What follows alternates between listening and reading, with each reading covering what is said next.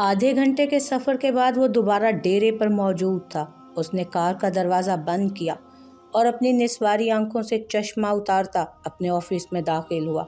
अंदर मौजूद शाहनवाज और मोहसिन उसे आता देखकर यकदम खामोश हुए थे। उसने संजीदगी से एक नज़र उन दोनों को देखा और फिर टेबल से परे लगी कुर्सी पर जा बैठा। अब बोल भी दो शाहनवाज के क्या मसला है, उसने टेबल के दराज से झुककर फाइल निकालते हुए सुकून से कहा तो शाहनवाज ने सटपटाकर मोहसिन को देखा। वो वली सर, शाहनवाज ने गला खंकारा। वली के चलते हाथ सुस्त हुए थे। हाँ कहो। वो वली सर, थोड़ी देर पहले नाजिया बीबी आई थी, कह रही थी कि वली को बुलाएं। हमने कहा कि वो तो हवेली गए हैं। मैंने कहा भी कि थोड़ा इंतज़ार कर लें, मगर वो नहीं मानी और आपके आने से पहले ही निकल गए। क्या आपने उन्हें देखा हवेली में? आपकी मुलाकात हुई उनसे? उसने हाथ में पकड़ी फाइल सामने टेबल पर रखी और फिर उसी संजीदगी से शाहनवाज को देखा। अगर वो दोबारा आए और मैं यहाँ मौजूद ना हूँ तो उनसे कोई बात करने की ज़रूरत नहीं है तुम्हें। उसकी आवाज़ में हद दर्जा रुखाई थी। शाहनवाज ने सूरत से सर हिलाया। जी सर, जैसा आपका हुक्म। लेकिन सर फिर मतलब उन्होंने आगे से हसन साहब को शिकायत कर दी तो, या फिर सरदार बाबा को? उस सब से मैं खुद निपट लूँगा। जी सर, जैसा आपका हुक्म। अच्छा वली सर, एक और बात, जो अल्लामा दीन साहब की बेटी का केस है उसकी आखिरी पेशी है कल, आप जाएंगे? उसने सर को खम दिया। हाँ मैं भी जाऊंगा, मगर इस बात को यकीनी बनाओ शाहनवाज कि फैसला दीन साहब के बेटी के हक में ही हो। उसने तंबीह की और फिर मोहसिन की जानिब मुतवज्जो हुआ। क्या रिपोर्ट्स हैं नूराबाद वालों की? सर वैसे देखने में तो सब कुछ ठीक है, मगर मुझे लग रहा है जैसे कुछ है, कुछ पक रहा है अंदर। इतनी आसानी से बख्शने वाले लोग नहीं है वो। आप पिछली दफ़ा हाशिम साहब से मिले क्या? उसने बहुत मोहतात होकर यह सवाल किया, मगर वली के चेहरे के तासुरात में कोई बदलाव नहीं हुआ। मिला था, लेकिन उसका इस सब से क्या ताल्लुक है सर? उसने आगे बढ़कर वली की टेबल पर खाकी लिफाफा रखा। मैं जितने दिन नूराबाद वालों पर चेक रखता रहा, हाशिम सर मुझे उनके आसपास उठते बैठते दिखाई दिए हैं। और दूसरी जानिब हसन शाह खुद आपके सामने नहीं आया, बल्कि उसने आपके सामने एक ऐसे आदमी को बिठाया जो शक्ल से ही गुंडा लगता है, शायद सिर्फ इसलिए ताकि वो आपको खौफजदा कर सके। मगर आपने ऐसा नहीं किया। और फिर हैरत की बात है कि उन्होंने अगले दिन ही आपको पैगाम भेज दिया कि वो ज़मीन देने पर राज़ी हैं। आपको कुछ गड़बड़ नहीं लग रही? मोहसिन बहुत ज़ीरक था, अगरचे उसकी उम्र कम थी, मगर लोगों पर चेक रखने में बहुत माहिर था। वली ने उसकी बात पर खाकी लिफाफे से तस्वीर निकाली और खोल कर देखी। वो सारी हाशिम और हसन शाह की तस्वीरें थीं। जानता हूँ कि कुछ तो मसला है, लेकिन मुझे ये भी पता है कि फ़िलहाल उनकी दुखती रग इलेक्शन है। अभी सिर्फ उन्हें उसी कमज़ोरी के ज़रिए काबू किया जा सकता है, मगर वो अपने बदले नहीं छोड़ा करते। मैं इससे भी वाकिफ़ हूँ। तुम्हारा क्या ख्याल है नवाज़? उसने समझ कर कहते हुए यकलक शाह नवाज़ से पूछा तो वो अदब से कहने लगा, सर जहाँ तक मेरा अंदाज़ा है, मेरा तजर्बा है, वो आप पर हमला कर सकते हैं। और सबसे अजीब बात जो मुझे इस वक्त महसूस हो रही है वो ये है कि ये सिर्फ ज़मीनी झगड़ा नहीं है, आपसे उन्हें कोई ज़ाती खार भी है। और इस बात को तो वली अच्छे से जानता था कि वो ज़ाती खार कहाँ से थी। क्या आप नूराबाद वालों से कोई पुराना झगड़ा रखते हैं? शाहनवाज ने उससे रुक कर पूछा तो उसका सर खुद ब खुद नफ़ी में हिला। नूराबाद वालों से नहीं, अलबत्ता उससे झगड़ा है जो नूराबाद वालों का जिगरी यार है। उसके इशारे पर शाहनवाज और मोहसिन दोनों ने मुत्तफिक होकर सर हिलाया था। हमारी ज़मीन का मसला तो हल हो गया सर, मगर आपको अपनी हिफाजत करनी होगी। उनका इलेक्शन टलने के बाद न जाने क्या सोचे बैठे होंगे वो लोग। आप पर ज़ाती हमला भी किया जा सकता है, आपको जिस्मानी नुकसान भी पहुंचाया जा सकता है। शाहनवाज ने उसे खबरदार किया, जिसे उसने सर झटक कर उड़ा दिया। कुछ नहीं होगा, मेरे मामले में फ़िक्र करने की ज़रूरत नहीं है। बस ध्यान रहे कि वो कहीं सरदार बाबा को या हवेली में से किसी को नुकसान ना पहुंचाएं। और अभी तुम उनकी निगरानी छोड़ दो, क्योंकि उनके हाथ पांव फिलहाल बंधे हुए हैं। बस इलेक्शन के बाद उन पर नज़र रखना। उसने बात ख़त्म करके सामने रखी फाइल खोली तो मोहसिन बाहर की जानिब बढ़ गया। अलबत्ता शाहनवाज एक और खाकी लिफाफा लिए उसके टेबल पर रख कर सीधा हुआ। वली ने सवालिया अंदाज में अबरू उठाकर पहले लिफाफे पर और फिर शाहनवाज की तरफ देखा। सर ये नफीस अहमद की मालूमात है। उसके बताने पर वली ने खाकी लिफाफा उठाया और टेबल की दराज में डाल दिया। अभी इस मामले को रहने दो नवाज, और अब तुम जा सकते हो। اس کے حکم جاری کرنے پر شاہ نواز نے سمجھ کر سر ہلایا اور باہر کی جانب بڑھ گیا۔ ناجیہ انگلیاں آپس میں پھنسائے بہت بے چینی سے لان میں ٹہل رہی تھی۔ جب وہ حویلی پہنچی تھی تو اس نے ولی کو گاڑی میں بیٹھ کر جاتے دیکھا تھا، لیکن اسے آواز دے کر متوجہ کرنے یا بلانے کی ہمت اس میں نہیں تھی۔ وہ خوف زدہ سی ہو کر پیر پٹکتی حویلی کے اندر بڑھی تو سامنے سے آتی اس کی ماں نے اس کے تیور بغور دیکھے۔ کیوں بیٹا، ایسی کیا مصیبت آ گئی ہے کہ تم یوں اس طرح پیر زمین پر پٹک کر چل رہی ہو؟ اس نے بے چین سی سانس خارج کرتے ہوئے اپنی ماں کو اکتا کر نظر انداز کیا اور صوفے پر دھم سے جا بیٹھی۔ ارے کچھ پوچھ رہی ہوں میں۔ ارجمن نے اس کے بگڑے موڈ کو جانچتی نظروں سے دیکھا تو ناجیہ کو مزید کوفت ہونے لگی۔ کیا ہے اماں، کیوں بلا وجہ سر پر سوار ہو؟ اس کی اکتاہٹ پر ارجمن کی تیوریاں چڑھی۔ یہ کیا طریقہ ہے بھلا ماں سے بات کرنے کا؟ آج کل کی نسل میں تو نام کو تمیز نہیں رہی۔ ارے جا کر سیکھو کچھ زمانی کی بیٹی سے، آواز تک سنائی نہیں دیتی اس کی؟ کیا سلیقے طریقے سے اٹھتی بیٹھتی ہے، ہر آنکھ میں ستائش امڑتی ہے اسے دیکھ کر، اور ایک تم ہو کہ جسے چلنے کا ڈھنگ بھی نہیں آیا اب تک۔ اس کے دھم دھم کر کے چلنے پر چوٹ کرتی وہ اسے سلگا گئی تھی، اور عمل کے حوالے نے تو جلتی پر تیل کا کام کیا تھا۔ وہ یکدم ہی ہتھے سے اکھڑ گئی۔ ہاں تو جائیں اسے ہی بنا لیں اپنی بیٹی، میں تو ہوں ہی آوارہ اور منحوس، وہ بھی تو کوئی دودھ کی دھلی نہیں ہے۔ ذرا آنکھیں کھول کر دیکھیں تو پتہ چلے کہ کتنوں کو قابو کر کے رکھا ہے اس نے اپنی معصومیت سے۔ اس کے تنفر سے کہنے پر ارجمن کی آنکھوں میں ناسمجھی ابھری۔ عمل کا ایسا ذکر ناجیہ نے پہلے کبھی نہیں کیا تھا۔ ارے کیا بک رہی ہے؟ جب بات ان کی سمجھ میں آئی تو وہ اس کو کوستے ہوئے پوچھنے لگی۔ جواباً وہ طیش میں آ کر بولی، آپ کو کیا لگتا ہے کہ جس کو اپنے نفیس کے لیے مانگ رہے ہیں وہ کوئی دیوی ہے یا پھر دودھ کی دھلی ہے؟ ارے ولی کو پھنسا رکھا ہے اس نے۔ اس کے منہ سے ایسی بات سن کر ارجمن کو لگا کہ ان کی بیٹی کا دماغ ہی چل گیا ہے۔ اسے زوردار تھپڑ کندھے پر مارا تھا انہوں نے۔ کیا بکواس کر رہی ہے لڑکی، بکے جا رہی ہے جو منہ میں آ رہا ہے۔ عمل کے لیے، اپنی ہونے والی بھابھی کے لیے ایسی بات کرتے تجھے شرم نہیں آئی تھوڑی سی بھی؟ اور وہ کیوں اس حرام کی اولاد کو پھنسائے گی؟ اور کیا باقی لڑکے مر گئے ہیں سارے دنیا میں؟ اس ولی پر تو کوئی تھوکے گی بھی نہیں۔ انہوں نے عمل کی طرف داری میں ایک لمبا قصیدہ پڑھا تو ناجیہ کو مزید آگ لگی۔ ہاں اب تو تم یہی کہو گی نا، ہونے والی بہو جو ٹھہری تمہاری، مگر میں نے اسے خود اپنی آنکھوں سے ولی کے ساتھ رنگ رلیاں مناتے دیکھا تھا اس دن۔ اب کہہ دو جھوٹ بول رہی ہوں میں، اور میں تو ہوں ہی سدا کی جھوٹی۔ اس کی بات پر ارجمن کچھ سنجیدہ ہوں۔ کب دیکھا تھا انہیں ساتھ تم نے؟ انہیں اب بھی اس کی بات پر بھروسہ نہیں تھا۔ اس دن جس دن میں شادی میں گئی تھی سامیہ کی، توبہ توبہ، اس نے پوری اداکاری کرتے ہوئے کانوں کو ہاتھ لگائے۔ پورا 1 گھنٹہ وہ ولی کے ساتھ گاڑی میں بیٹھی گپیں ہانک رہی تھی۔ میں تو نکل آئی گاڑی سے، مجھے تو شرم آ رہی تھی انہیں اس طرح دیکھ کر۔ اس کے مرچ مسالہ لگا کر بتانے پر ارجمن کو اپنے کان تپتے ہوئے محسوس ہوئے۔ انہیں نہ جانے کیوں اس کی باتیں سچ لگنے لگی تھیں۔ تو سچ کہہ رہی ہے ناجیہ، دیکھ جھوٹ نہ بولنا مجھ سے۔ انہوں نے تصدیق کرتے ہوئے اسے تنبیہ کی تو اس نے کانوں کو ہاتھ لگایا۔ معاف کرے مجھے اوپر والا اماں اگر جو جھوٹ بولوں تو، مگر اماں ایک بات ہے کہ اس سب میں ولی کا کوئی قصور نہیں ہے۔ وہ بیچارہ تو آنکھ تک اٹھا کر نہیں دیکھتا کسی لڑکی کو۔ اس عمل نے ہی ڈورے ڈال کر پھنسایا ہے اسے۔ اس کے دل میں ٹھنڈک اترتی جا رہی تھی۔ اب عمل کو پتہ چلے گا کہ آخر احساس ضیاء ہوتا کیا ہے۔ اس نے اس دن دروازے کے پار عمل اور سامیہ کی باتیں سن لی تھیں، اور تب سے اس کی جلن میں اضافہ ہوتا جا رہا تھا۔ اماں کو اس طرح سے بتا کر اسے کمینی سی خوشی ملی تھی، اور دوسری جانب ارجمند بیگم بہت کچھ سوچتے ہوئے اپنا دل پکڑ کر بیٹھ گئی تھی۔ جو نفیس کو عمل کے ساتھ اتنی جلدی شادی پر انکار کر دیا تھا، تو کیا اس سب کے پیچھے وجہ ان کا معاشقہ تھا؟ اور وہ حرام کی اولاد ولی، وہ تو پیدا ہی گندے خون سے ہوا تھا۔ ظاہر ہے وہی کرے گا جو اس کے ماں باپ نے کیا تھا، اس سے ہٹ کر تھوڑی کچھ کرے گا وہ منہ میں بڑبڑاتی فون کی جانب بڑھی تو ناجیہ کو لگا کہ اس کا کام ہو گیا۔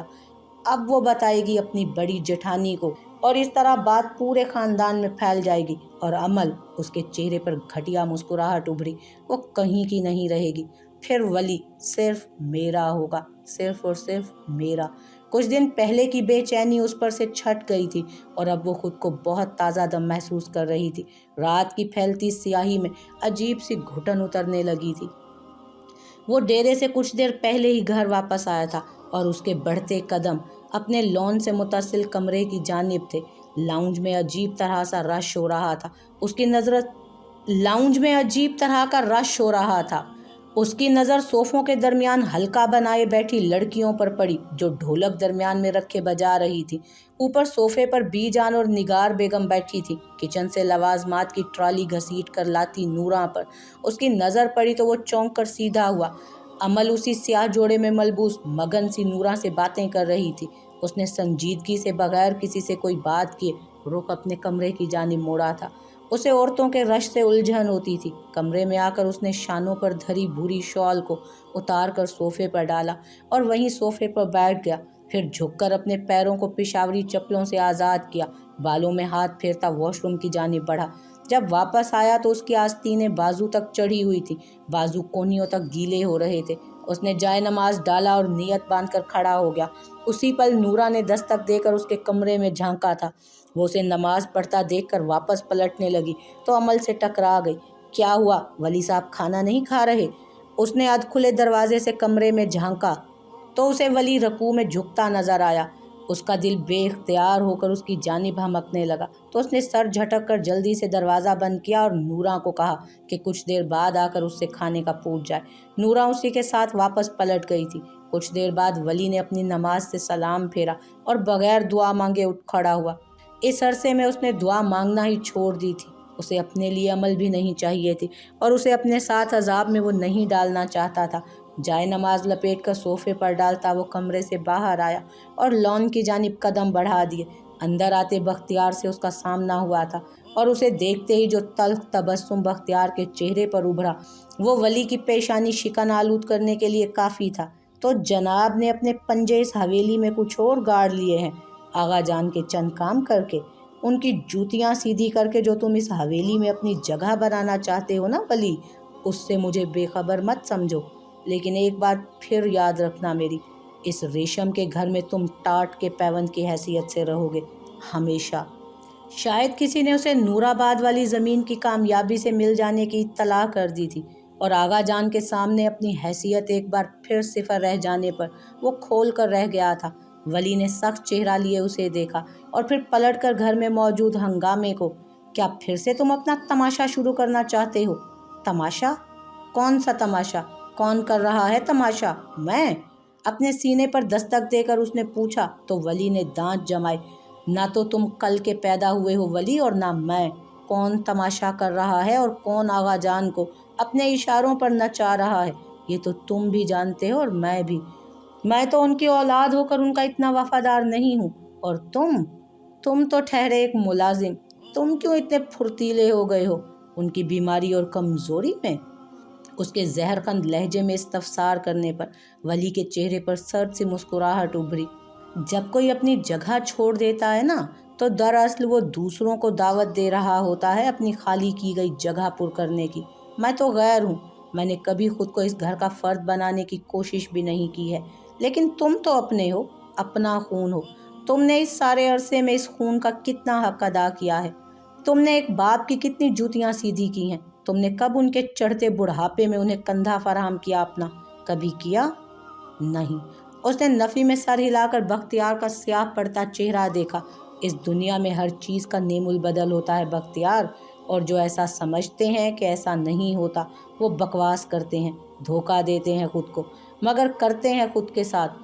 तुम भी कर रहे हो यही, शौक़ से करो, लेकिन एक दिन तुम्हारी औलाद तुम्हें भी इसी तरह एक तरफ डाल देगी। उस दिन तुम भी किसी वली अहमद का इंतज़ार करोगे। लेकिन नहीं। वो रुक कर पल भर के लिए मुस्कुराया। उसके चेहरे पर ऐसी आग थी जो सब जलाकर खाक कर देने के लिए काफ़ी थी। वली अहमद सिर्फ उन्हीं को मिला करता है जो अपने ज़र्फ़ का दामन बढ़ाकर किसी नाजायज़ को अपनी जायज़ ज़िंदगियों में जगह देता है। वली अहमद हर किसी की ज़िंदगी में नहीं होता और हर कोई शेख ज़मान नहीं होता। आखिर में उसके लहजे की हद तक पर बख्तियार का चेहरा सुर्ख पड़ने लगा था। अपनी बदआमालियों की दास्तान किसी और के मुंह से सुनकर इंसान का चेहरा इसी तरह सुर्ख पड़ जाया करता है। वो उस पर सख्त निगाह डालकर आगे बढ़ने लगा कि बख्तियार का हाथ उसे एकदम से रोक गया। उसने उसके बाजू को पकड़कर उसे आगे बढ़ने से रोक दिया था। वली ने बहुत ज़ब्त से उसे देखा। वो भी जवाबन काट खाने वाली नज़रों से वली को देख रहा था। तुम्हें बहुत बातें करनी आ गई हैं वली, तुम जिल्लत भूलने लगे हो, तुम अपने से ऊंचा देखने लगे हो, जो कि तुम्हारे लिए बिल्कुल भी दुरुस्त नहीं। क्या भूल गए कि किस तरह जिंदगी गुजारी है तुमने? वली के बर्फ चेहरे पर एक आंच सी मुस्कुराहट उभरी, ऐसी मुस्कुराहट जिससे बख्तियार बेसकून हुआ था। पता नहीं आजकल मुझे मेरे माजी के गुजरे और आप क्यों याद दिलाना चाह रहे हैं आप। शायद मैं तुम लोगों के गले में फंसी हड्डी बनने लगा हूँ, जिसे ना तुम निगल सकते हो और ना उगल सकते हो। लेकिन ये सब मैं नहीं कर रहा बख्तियार, ये सब तो तुम्हारी अपनी जमा की गई बदआमालियाँ हैं जो तुम्हें इस तरह खौफजदा किए हुए हैं। ये तुम्हारे अपने हाथों के कमाए गुनाह हैं जो तुम्हें चैन नहीं लेने दे रहे। वली तो कल भी मिट्टी था और आज भी मिट्टी है। वली को तो ना कल किसी चीज़ की चाह थी और ना आज किसी चीज़ की चाह है, लेकिन तुम। उसने उसका हाथ अपने बाजू से झटका। चेहरे पर रक्सा मुस्कुराहट अब गुर्राहट में बदलने लगी थी। तुम कभी चैन से नहीं जी सकोगे। जो बेगुनाहों को बेवजह सजा दिया करते हैं ना, कुदरत उन्हें कभी माफ़ नहीं करती। तुम भी कुदरत के निशाने पर हो, सब हैं तुम सब, और अपने कारमा को तुम अब भुगतोगे, जल्द या बदेर, मगर भुगतोगे ज़रूर। उसने उसके मकरूह चेहरे पर निगाहें गलत डाली और सख्ती से लब भींचते आगे बढ़ गया। बख्तियार दरवाजे में खड़ा अब तक सुलग रहा था। धूल की वजह से ढोल की आवाज़ अब हवेली के अंदर गूंजने लगी थी। मुझे नाजिया ने बताया है निगार भाभी कि वो वली के साथ पूरा 1 घंटा गाड़ी में बैठकर गप्पे मारती रही। उफ तोबा, मैंने तो अपने कानों को छुआ। देखने में तो कैसी मासूम सूरत भोली भाली लगती है, मगर हरकतें, तोबा भाभी, मैं तो अपने नफीस के लिए परेशान हूँ। कहता है कि शादी करेगा तो सिर्फ अमल से, नहीं तो सारी उम्र छड़ा छांट रहेगा। अब बताओ ज़रा मैं क्या करूँ? फ़ोन कान से लगाए वो चेहरे पर ढेरों फिक्रमंदी लिए फ़ोन की दूसरी जानिब मौजूद निगार बेगम से पूछ रही थी। उनके जवाब पर चंद लम्हे खामोशी से सुने गई, फिर कहने लगी, भाभी तुम आ जाओ ना घर, फिर मिलकर बात करते हैं। उन्होंने अलविदाई कलमात कहकर फ़ोन रखा और बेताबी से शाम का इंतज़ार करने लगी। कब वो निगार बेगम से मिलेंगी और कब इस मौजू पर बात करना उन्हें नसीब होगा। इस सारे किस्से से बेखबर ज़रा फासले पर वाक़या ऊंचे सतूनों पर जमी सफ़ेद हवेली खड़ी थी। सर्दियों की नर्म धूप हवेली के वसी और अरीज़ दालान पर गिर रही थी। सारे माहौल की खनकी खुद में समेट कर गिरती हुई धूप के नर्म ज़र्रों ने सब कुछ नर्म गर्म सा कर दिया था। वो भी तैयार होकर हवेली के दाखिली दरवाजे से बाहर निकली और पथरीली रविश पर चलती बीजान तक पहुंची, जो लॉन में आगा जान के साथ बैठी सर्दियों की धूप से लुत्फानंदोज़ होती चाय के घूंट भर रही थी। उसे आता देखकर वो मुस्कुराई। जमान भी उसे देखकर मुस्कुराए थे शफकत से। वो उनकी ज़िंदगी के बाग का सबसे हसीन गुलाब थी, खिलता हुआ हसीन गुलाब। उसने सफ़ेद यूनिफॉर्म पर बड़ी सी स्याह चादर से खुद को ढक रखा था। हाथ में पकड़ी चंद फाइल्स और कॉलेज का दुपट्टा हाथ में लिए वो उन तक पहुंची। आगा जान फरीद कब तक आएगा फारिग होकर? उसने गालिबन ड्राइवर का नाम लेते परेशानी से इस्तफसार किया। सूंधी हवा से उसकी चादर फड़फड़ाने लगी थी। उसकी बीवी बीमार है बेटा, आना बहुत मुश्किल है उसका। तुम क्यों परेशान हो रही हो? वली ले जाएगा तुम्हें, अभी बस डेरे के लिए निकलने ही वाला है वो। अरे वो देखो आ गया वली। उनके कहने पर वो बेसाख्ता मुड़ी थी और उसी सूरत से उसने अपना रुख वापस भी मोड़ लिया था। उसकी स्याह चादर उसके बालों से फिसली तो उसने आगे से खींचकर उसे माथे पर बराबर किया। वो आ रहा था पीछे से। उसके इतने कुर्ब पर भला वो कैसे नॉर्मल रह सकती थी? अमूमन उसका दुपट्टा या तो शानों पर होता या फिर कभी कभी सर पर, मगर वली की मौजूदगी में वो इसी तरह कंफ्यूज होकर उल्टी सीधी हरकतें कर जाया करती थी। अस्सलामुअलैकुम। करीब पहुंचकर उसने धीमे लहजे में सलाम किया और फिर जब वो झुककर बीजान से प्यार लेने लगा तो अमल की नज़रें उसके सरापे पर फिसली। उसने निस्वारी रंग की कमीज शलवार पर स्याह चादर गर्दन के गिर्द लपेट रखी थी। चेहरा हमेशा की तरह संजीदा था, अलबत्ता आंखों का गुलाबीपन उसे मामूल से कुछ ज़्यादा महसूस हुआ। शायद वो पिछली रात फिर नहीं सोया था। डेरे पर जा रहे हो वली? आगा जान ने चाय का कप सामने सफ़ेद मेज़ पर रखा और फिर उसे देखते पूछा। उसने इस बात में सर हिलाकर जवाब दिया था, जी सरदार बाबा, कोई काम था। और फिर उसकी सरसरी सी उठी निगाह अमल पर पड़ी। अमल ने हाथ में पकड़ी फाइल का कोना अंगूठे से कुतरा। बेटा फरीद नहीं आएगा 3-4 दिन, और हमारी अमल के हो रहे हैं पर्चे। तुम इसे कॉलेज लेकर भी जाओ और लेकर भी आना वापस। उसे नरमी से हुक्म देकर उन्होंने अपना कप उठाया तो वली ने गहरी संजीदगी से सर हिलाया। जी सरदार बाबा। और फिर वो उसकी जानिब मुड़ा। आइए बीबी। वो आगे बढ़ा तो अमल भी बीजान से सर पर प्यार लेती उसके पीछे आई। वली ने फ्रंट सीट संभाली और अमल ने पिछली सीट। उसे एक नज़र देखकर वली ने कार आगे बढ़ा दी थी। टाइम क्या है आपकी छुट्टी का? उसने उसे देखने की जहमत भी नहीं की थी। सामने लगे शीशे के पार देखते उसने बेतासुर सा सवाल किया था। अमल ने खुश्क होते होंठों को आपस में मिस किया और बेख्तियार पलकें झुकाई। 12 बजे है छुट्टी। सर को झुकाए उसने कमज़ोर सी आवाज़ में कहा तो वली ने इस बात में सर हिलाते गाड़ी कॉलेज के गेट के आगे रोकी। वो होंठ काटती बाहर निकली और दरवाज़ा बंद करके कॉलेज के गेट की सिमत बढ़ गई। वली भी अब उसे वैसे ही देख रहा था। जब वो कॉलेज के अंदर बढ़ गई तो वो गाड़ी निकाल कर ले गया। अमल आंखों में ढेरों पानी लिए कॉलेज के दरवाजे की जानिब बढ़ी। उसका दिल बहुत से एहसासात की आमाजगाह बना हुआ था। सारी जिंदगी गन का ढेर ही रहोगे तुम, कभी इज्जत की जिंदगी नहीं गुजार सकोगे। ड्राइव करते उसके जहन के किसी पिछले हिस्से में बहुत अरसे पहले कही गई निगार बेगम की बातें गूंजी थी। उसने जब्त से दांत जमाए और गाड़ी की रफ्तार को बढ़ा दिया। क्या ज़रूरत थी इस हराम की औलाद को घर में पालने की?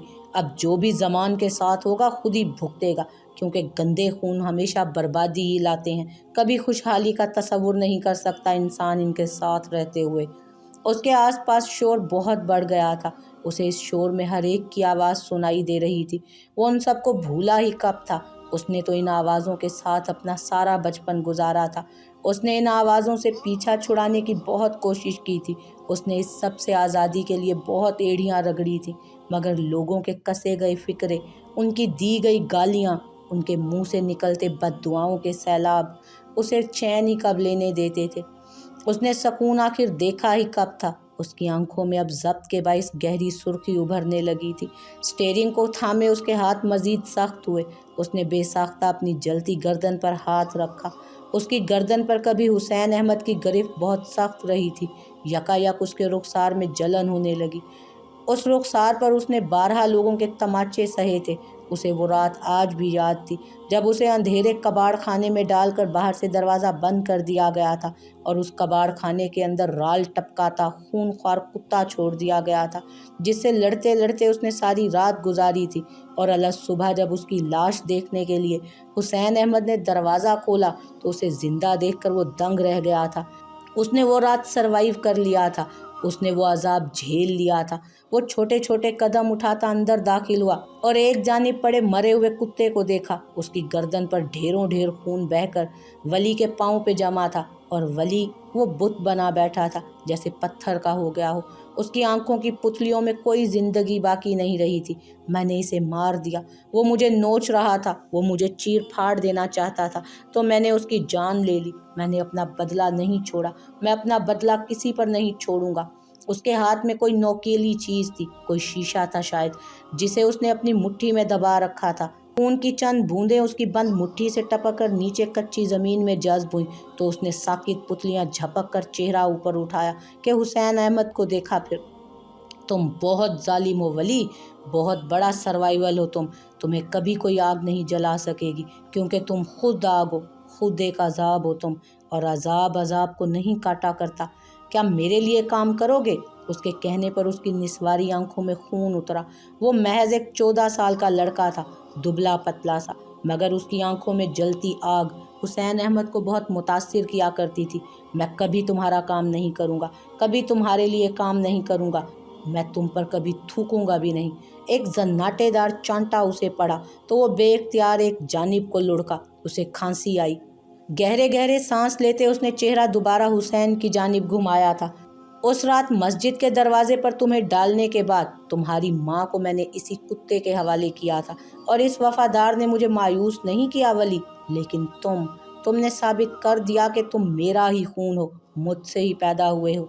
वली चंद पल बेयकीनी से उसका चेहरा देखता रहा। उसे लगा वो कभी सांस नहीं ले सकेगा। उसे लगा वो पत्थर का हो जाएगा। उसे लगा वो मर जाएगा, मगर वो नहीं मरा था। वो बच गया। हकीकत जानने के बाद भी बच गया था। वो उसका बाप कोई और नहीं, हुसैन अहमद था। उसके नाजायज़ ताल्लुकात से पैदा होने वाला वली अब उसके लिए गाली के सिवा कुछ नहीं था। تو یہ تھا وہ سچ جسے سننے کے لیے اس کے کانوں نے 14 سالوں تک انتظار کیا تھا۔ یہ تھا اس کا سچ، حسین احمد تھا اس کا باپ اور وہ تھا اس کی ناجائز اولاد۔ کیوں کیا تم نے اتنا بڑا ظلم؟ اس کے جسم میں گردش کرتا سارا خون اس کے دل کے گرد جمع ہونے لگا تھا۔ ایک کے بعد ایک لہر اس کے سر سے لے کر پیر تک گزر رہی تھی۔ وہ ان لہروں کے اثر سے ٹھنڈا پڑتا جا رہا تھا، وہ سفید پڑ رہا تھا۔ اس کے جسم سے جان ختم ہو رہی تھی، ختم ہونے کو تھی۔ محبت کرتا تھا میں تمہاری ماں سے، اسے روکتا رہا مگر وہ مجھے بہکا رہی تھی۔ اس سب میں سب سے زیادہ قصوروار تمہاری ماں تھی، لیکن جب مجھے لگا کہ میں تمہیں افورڈ نہیں کر سکتا تو میں نے تمہیں مسجد کے باہر ڈلوا دیا اور رات کے اندھیرے میں تمہاری ماں کو اسی کباڑ خانے میں لا کر پھینک گیا۔ پھر اس کے بعد وہ تھی اور یہ خونخوار وفادار، مگر وہ ہار گئی اور تم جیت گئے ولی۔ اس کی سماعت میں پگھلا سیسا اونڈیل دیا تھا حسین نے۔ اسے اپنی سماعتیں جلتی ہوئی محسوس ہوئیں، رگوں میں گویا ٹوٹے کانچ سے بکھر گئے۔ اس کی نس نس میں درد ہونے لگا تھا، آنکھوں سے ٹوٹ ٹوٹ کر گرتے آنسو اب اس کے جذب ہوئے خون پر گر رہے تھے۔ اس نے کھینچ کر سانس لیا، اسے سانس لینے میں دشواری ہو رہی تھی۔ کانچ چھوڑ کر اس نے خون میں لت پت ہتھیلی اپنے پھولتے سینے پر رکھی۔ اس کا کوئی سینہ گھونٹ رہا تھا، کوئی اس کی سانسیں ضبط کر رہا تھا۔ تمہیں زندہ نہیں بچنا چاہیے تھا ولی، مگر تم بچ گئے۔ تم نے زندہ رہ کر غلطی کر دی ولی، تمہیں مرنا تھا۔ تمہارا زندگی سے رشتہ میرے لیے بہت مہنگا ہے، مگر میں تمہیں زندہ چھوڑ رہا ہوں، تمہیں نئی زندگی سے نواز رہا ہوں۔ جاؤ جیو اپنی زندگی۔ موت کا سور اس کی سماعتوں میں پھونک کر وہ اس سے زندہ رہنے کا مطالبہ کر رہا تھا۔ ولی کی سانس اکھڑنے لگی، اس کی آنکھوں سے آنسو ویسے ہی بہہ رہے تھے، اسی طرح متواتر۔ وہ زمین پر لوٹنے لگا تھا، اس کے جگہ جگہ سے پھٹے لباس پر اس کے زخموں سے رشتہ خون لگا تھا۔ حسین احمد کھڑا ہوا اور پھر اسے نفرت سے دیکھ کر پاؤں سے ٹھوکر مار کر پرے کیا اور کباڑ خانے کے دروازے کو بند کرتا باہر نکل گیا۔ ولی اب تک زمین پر تڑپتا ہوا لوٹ رہا تھا۔ ایک جانب مرے گئے ادھ کھلی آنکھوں والے کتے کو دیکھ کر وہ پھوٹ پھوٹ کر رو دیا تھا۔ کتا ویسے ہی بے سدھ ایک جانب پڑا رہا اور سیاہ رات پر چڑھا گناہوں کا ورق فجر کی صداؤں سے ڈھلنے لگا۔ ایک اذیت تمام ہوئی، ایک اذیت کا آغاز ہوا تھا۔ اس نے گاڑی ایک جانب روکی اور پھر کار سے نکل آیا۔ اسے ویسے ہی گھٹن ہو رہی تھی جیسی اس رات ہوئی تھی۔